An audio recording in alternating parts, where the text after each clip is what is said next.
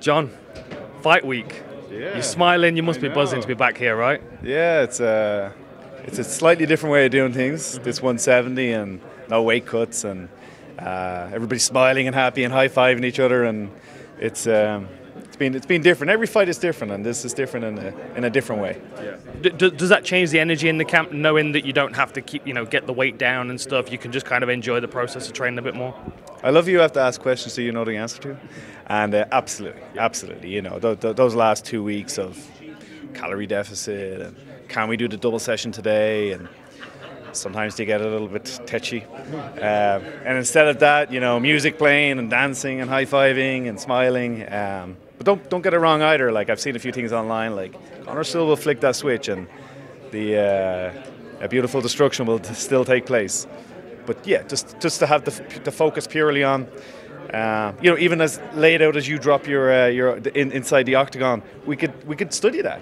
Whereas usually it's so close to the fight, it's like, I don't really want to look at anything else at this stage. But we were able to watch that and see one or two things and go, that's a good point. Let's bring that into tonight's training session. Let's have a bit of fun with it. So a bit more receptive then. Is he seems like a bit of a different animal to me when he's at 55 and at 170. He seems more relaxed, like he can enjoy himself a bit more. Whereas at 155, he looks a bit more like a wild animal, if you get me. Yeah, it's certainly for the last, yourself, the media's going to pick up in that last 2 weeks, especially. And it's in that last 2 weeks that suddenly the diet will start changing pretty radically. But the period before that, the 8 weeks before that, or whatever length of time, there will be still that same vibe in the gym, and what has got him here, that curious mindset and that playful mindset. But yeah, when the media starts coming in, is usually just in that period where it's like, okay, no, it's half of that meal, and let's cut down the water. All the usual bits. So talk to me about Cowboy. When you've got someone that's got as many fights as Cowboy, and there's as much footage as there is, someone like you, where do you start? I mean, do you go all the way back to 2011 to UFC debut? Do you go into WEC, or do you focus on just the welterweight fights that he's had? A bit of both. I have been here for a bit, so I have actually watched them all a few times. Partly because they're just entertaining. Find me a dull Cowboy fighter. There is none. But it's obviously interesting watching him against Nate because of it's a shared opponent. Against the Robbie Lawlers, the Southpaws. So there's been a lot of good footage, and also some changes to how he's done things between being in his 20s to being in his mid 30s. So yeah, a few different ideas from a few different angles. What are the things that are different for Cowboy between 155 and 170? Any tactical differences you notice? I was at the Justin the Gaethje fight, and there's a completely different demeanor to him, because I think for him that 55 is akin to Conor's 45, and certainly getting down into that territory of body fat percentages and pulling water out of every last bit of your body, and the celebration, the victory is on weigh-in day rather than fight day. At 170 for Cowboy, he looks a hell of a lot more comfortable. The weigh-in is just nothing, it's just not part of his mind, so the celebration for him is the fight night. So he just seems to go in more for the fight rather than just like, well, I made weight, didn't I? And that makes it exciting, and it's sort of funny. That's what Conor wanted, rather than, all right, Conor, let's suck it up and do a few pounds for us.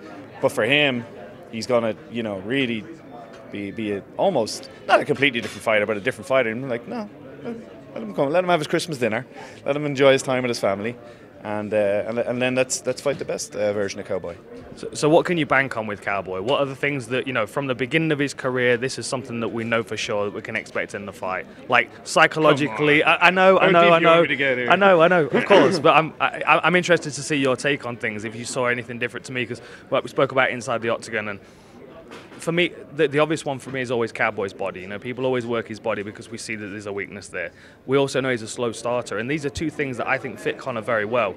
So, is it difficult to avoid the ones that the most predictable game plan and attack the things that people would expect? Well, what I would say, say the slow starter one, right? Yeah, obviously we're definitely in agreement on that. But he has as well absorbed a lot in those first round or two, and then being able to turn it around. So we've got to be careful that we don't, kind of, I can say, dump the load in the first round and then be kind of like, oh, he's still here. And we did experience that a little bit with the Nate fight, and we could see that the difference in the rematch and how we approached it as a 25-minute fight. So yeah, you just got to be on your toes that he doesn't play possum and just get you to kind of like go bananas for, oh, I'm a slow starter, go bananas for one round, and then the BMF is still there around 3 and round 4, and he's still kind of walking forward, and he tends to improve as it goes on. So yes, spot those tendencies, if you want to call them, but respect that we could be there 25 minutes. And as far as looking into the future, you mentioned the BMF title and that. I mean, obviously, Cowboy is an obvious contender for that. This lines Conor up perfectly. Does it ever concern you as a coach? I mean, like my coach would always tell me, this fight, focus on this fight, don't think past it. But Conor's always had a habit of planning into the future, and it's always paid off for him. So is it does it enthuse you to see him going, right, I want a big year this year, I want to fight these guys? Because that's something as a coach for you to get your teeth into, right? Absolutely. It's a little bit different than how you're putting it, because I did see that, this week he's talked about fighting, and they list all the names, like, yeah, because he was asked, hey, would you fight again? Yeah, I'll fight again. What I have heard from him, and which really excites me, is his focus on systems this year. His goal this year is activity. I thought it was beautiful. I was in the background smiling when I heard that. His goal wasn't to get the belt back. His goal wasn't to fight for the BMF belt. His goal was activity. His goal was to be back in training next week. His goal was to keep the momentum going. His goal was to, fight regular till he's 35. These are all the things that I heard that was like, really? Awesome. I would be less excited if it was just like, his whole life is based around getting that 155-pound belt. I'm not saying that isn't somewhere out there, but to hear it's activity, I can get behind that. Nice to be back in Vegas, though, for another fight week, right? Isn't it? It's beautiful. And it got a little bit warmer today. We got here 2 weeks ago. I was like, it's been colder in Ireland. But starting to get warm now, and seeing a few Irish flags bouncing around the strip. So it's and chatting to your good self as well. So it's familiar, and it feels very good.